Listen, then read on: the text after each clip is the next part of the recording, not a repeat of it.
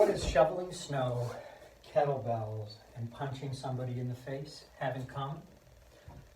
The peanut butter jar principle. Think about it like this.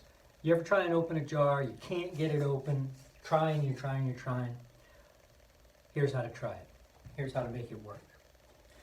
Instead of using these small muscles of your arm, or even these, instead you're going to fold back at the hip and put it right on your hip.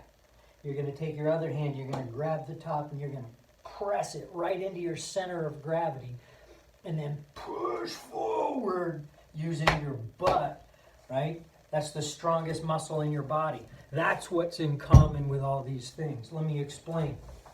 Most people, when they're shoveling snow or whatever, horse manure, I don't care. Actually, people who shovel horse manure probably do this correctly. So anyway, if you shovel snow once a year, you end up with a sore back. It's because every time you do it, you're bending and unbending your back while you're doing this. Don't do this. Instead, use these muscles here. When you want to push the shovel, put the shovel right against your hip. Use the hip, right? So grab the handle, push the hip handle into your hip, and now you've got it. Put the other hand on there to guide, but push it into the snow, right? Once it's in the snow, you're going to step forward a little bit. Fold at the hip, keeping your back straight.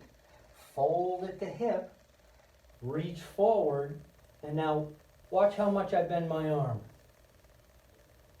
Not at all. So I'm still using my hip to lift it up, and then I can drop it off. Or if I have to throw it real far, I can push and then follow through with the arm. But the whole time keeping my spine straight and my hand pushed up against my hip. So essentially the shovel is an extension of the hip. This is why it applies to boxing. Instead of punching with all this complicated architecture of the body, if you could put your elbow on your hip so that it reduces the entire thing down to 1, 2, 3 lines, right? The hip is extended out through the hand.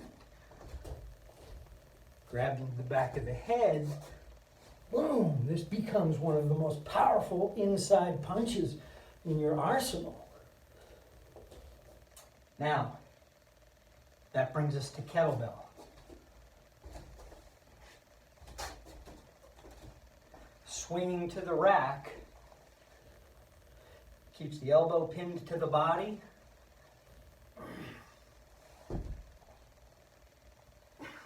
It is the same motion.